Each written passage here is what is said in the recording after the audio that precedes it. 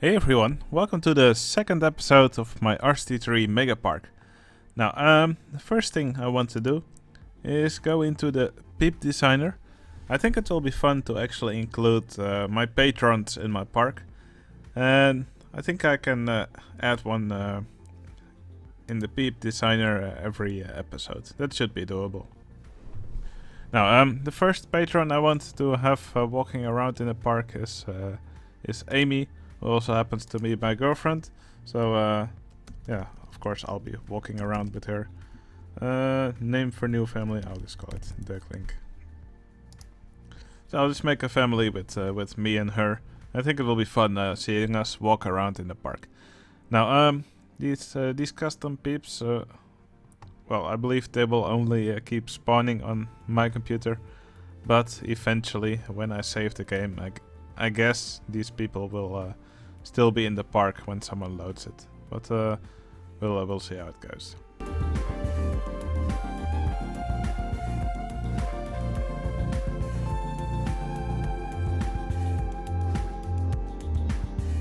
Alright, this is totally what I look like, and my preferred rider density. Hey, let's go wild. Alright, now I'm just gonna quickly make Amy.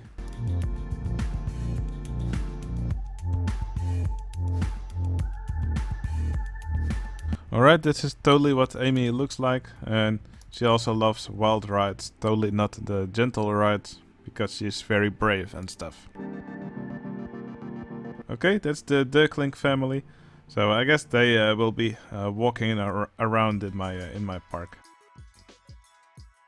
Okay, someone suggested that I should keep building in the scenario editor, even though that sounds pretty dumb. But it gives me full control over whether it will be day or night in the park. So that sounds attractive to me, so that's what I'm going to do. Okay, we're back in the Megapark. Well, it's not very mega yet. I've flattened all the ground over here in an increment for building scenery and stuff, so I hope that worked correctly. So there's this option here, flatten terrain in increments for rides and scenery. So if we do that here, that yeah, it doesn't change much anymore. So I think and I hope that this worked correctly over here, because it's quite annoying if these paths keep disconnecting. Okay, there was some stuff I edited in the options file to allow disabling clearance checks for rides and stuff, but apparently in wild doing that for scenery doesn't really work. But I saw someone suggested to actually save scenery with a ride, and if you then place it, it will actually ignore clearance checks. So that way I would be able to place ferns under this tree over here. So that's something I'm going to try out.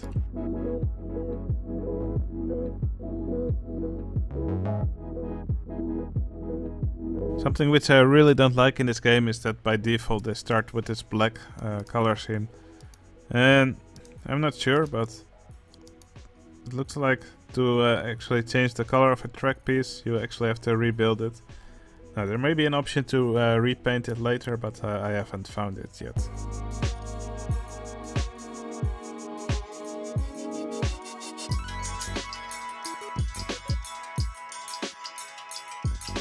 Okay, the ride has its test results now. So over here I'm going to select this tile, so hopefully it saves this scenery over here, and then I'm going to save the ride. Let's call it Launch Freefall 1.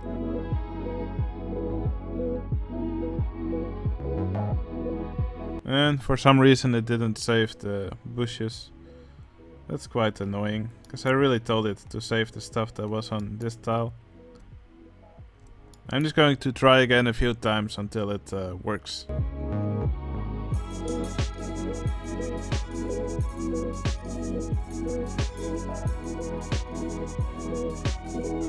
Okay, for some reason it now has actually saved it with scenery. I don't know why it didn't do that before. If anybody knows, let me know in the comments. But this should allow me to actually build the ferns over here. It actually seems to work, so that's really nice. There we go. And now I can remove this right over here. And then we actually have these bushes right here under the tree where I want them to be. Actually, they should probably be a little bit higher.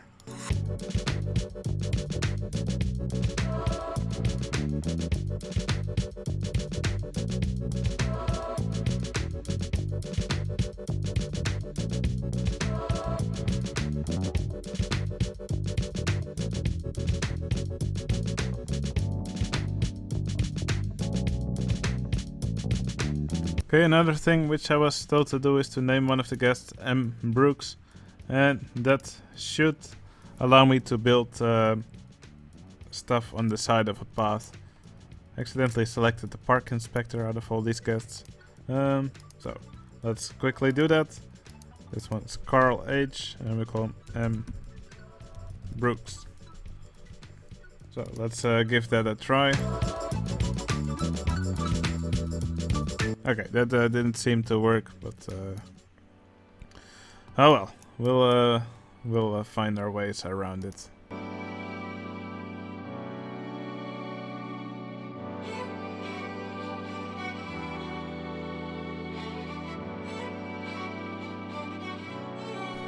Okay, the first thing I'm going to do here is flatten the ground. Looks like it's still a little bit lower here.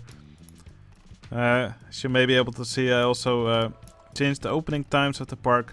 Just it now just stays dark very shortly, so it's less annoying to build. Okay, I'm going to flatten the ground here a bit, because I already saw some paths here were disconnecting and stuff, and that's really annoying.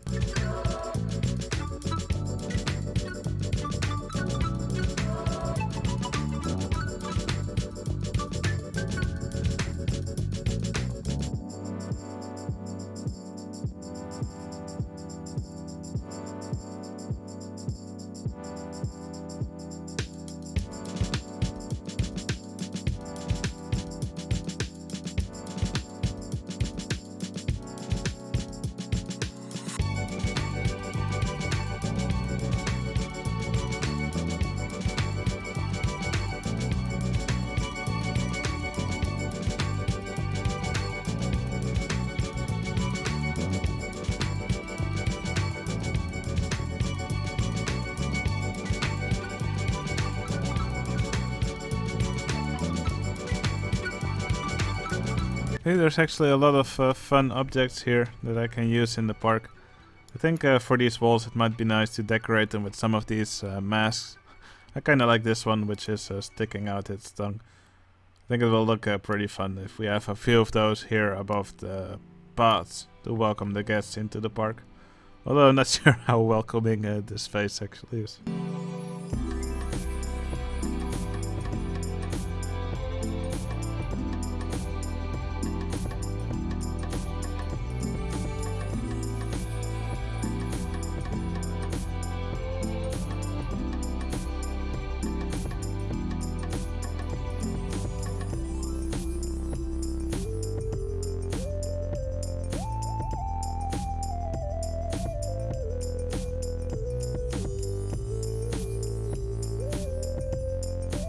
This game has some very interesting bench designs. For example, this one over here. This does not look very comfortable to sit on to me. This is pretty cruel. But I do kind of like these benches from the Atlantis set. I think they go pretty well with the theme I'm trying to go for here. So I'm just going to place a few of these around here. I think I also place some lamps if one day I change to the night time view. It will be nice if there's actually some light in the park. And I'm pretty sure these lamps actually provide light during night time.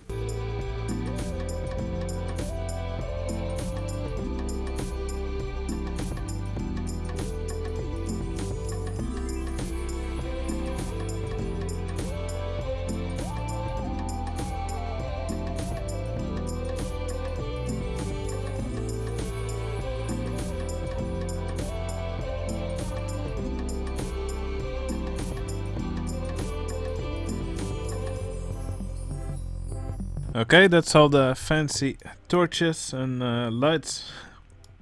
So just checked it out a bit in the night lighting, and it looks pretty cool.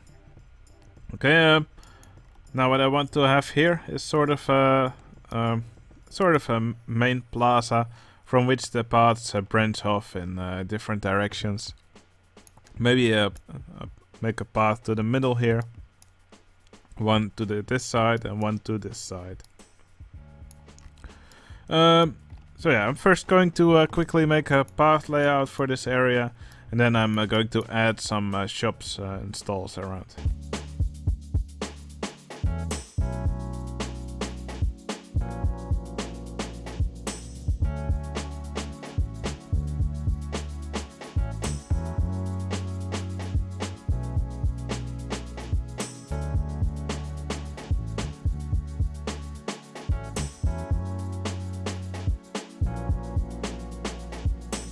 Okay, for this area over here, I think it will be nice to have some shops and stalls along this road here.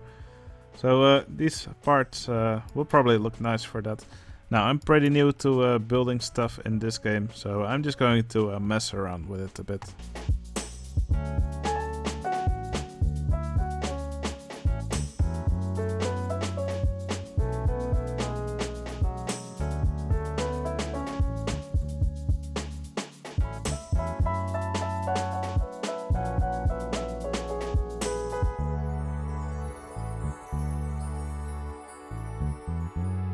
Okay, I'm discovering more and more things about this interface that I don't like. For example, in RCT2 you can just continue building from this path, for example. I would just be able to continue on this tile, but for some reason now when I want to try make a path from here, it just immediately continues downwards here.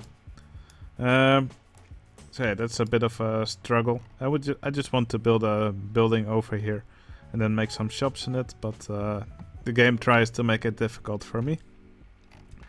Yeah, I'm just going to try and find a workaround for this.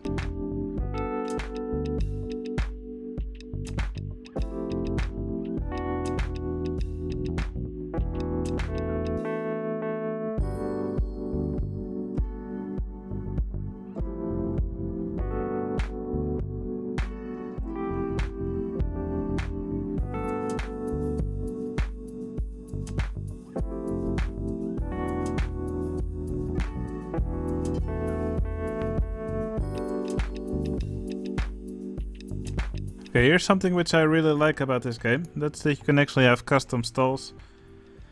So I can put this down, I can decide what kind of stall it is. That's really nice. So now I'm just going to give it a nice color, and I'm going to try and integrate this into a building here.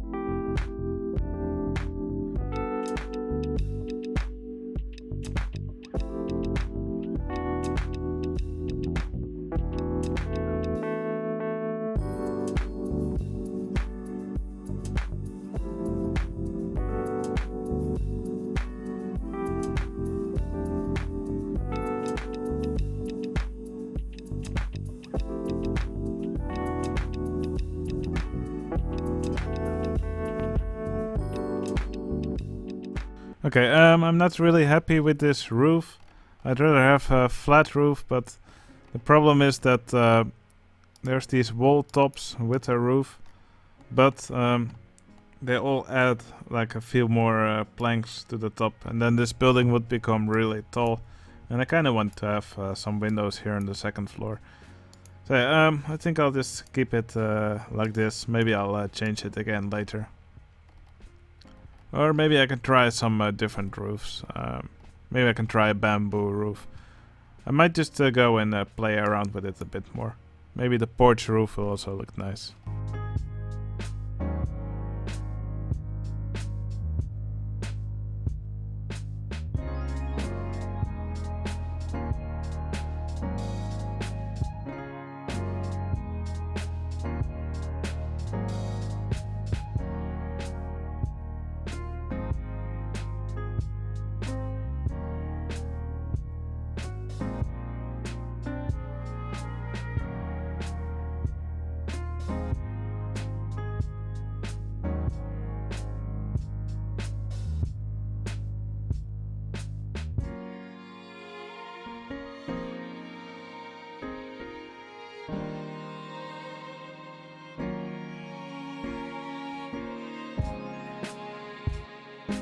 Okay, quickly zooming out so we can see what I've already built today. Now I do really like that you can really see everything from every angle in this game. Of course that means that it's more difficult to hide stuff in this game than it is in Roller Coaster Tycoon 2, for example. If there's it's much more easy to just hide unfinished stuff if you can only see the game from 4 angles. Now, so far I've made this building here. I've hidden some toilets in here. I saw the guests already using it, so that's good. And I've made this custom stall here, which basically acts like an information kiosk. I kind of like the way I integrated into this building. Now I should probably build a wall here behind the staff member. So that's also what I meant with that's more difficult to hide stuff. If you look around from other angles, you will see stuff that's unfinished. Okay, made this little building here for the guests to pass through after they've gotten their tickets here. And I've made this little fountain here. I saw this dolphin fountain. I kind of like the way it works with this, with it spraying water here, and also kind of like having this little pool of water here in the middle. I think this will be a good point to branch out in different directions. Okay, just going to finish this building here. Actually, what I'm thinking is that for the first ride in the park, it might be fun to have like a log flume that passes right by this area of the park. So guests who are walking here already get their first feel of a ride. I think that could be a fun thing to do. Okay, just going to try and make a nice looking building here. I already noticed it's quite a pain to make buildings in this game, but I kind of like the end result here.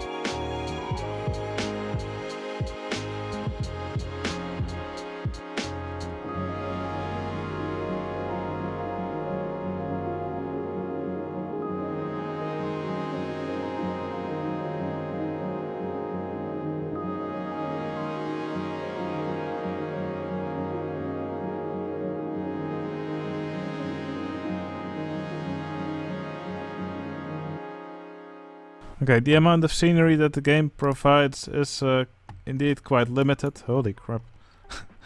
But I'll try to find some ways to decorate this this building. There should be some stuff that I can just paste on the walls here. I don't want to paste these masks everywhere, so I'm just going to look at it a little bit further.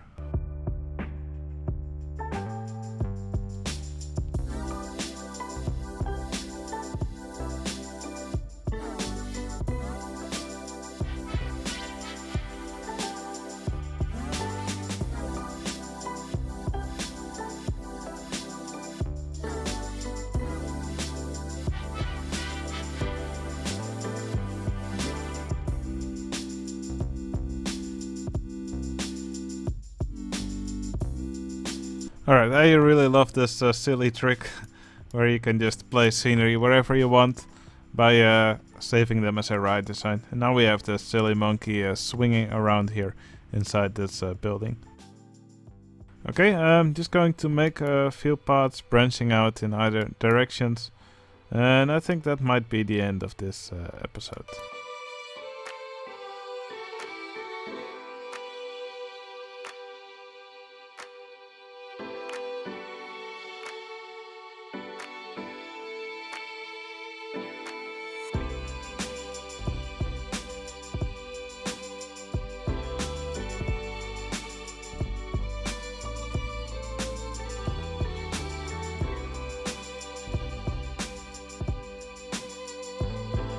Okay, I think me and the landscape editor in this game will never become friends.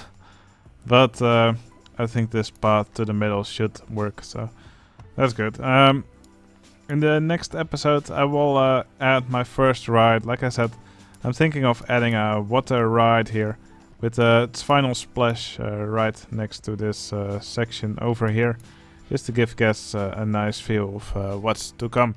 And that should for sure make them warm for it. Okay, I'm quite happy with how far I got in this episode. It's quite a pain to learn to work with the tools that this game provides. But yeah, in the end, I'm quite happy with how it became. At least we have the basics for the guests in place with the information kiosk, some toilets, and some food and drink stalls, and of course a gate for the entrance. And we should probably also find Amy and me walking in the park soon. Now, in future episodes I will also add other patrons as guests in the park, and I might also add patrons as entertainers, just because those will of course also stay when other people open the park. Alright, I hope you enjoyed this episode, and I hope you're looking forward to the next one where we're gonna add the first ride. See you later!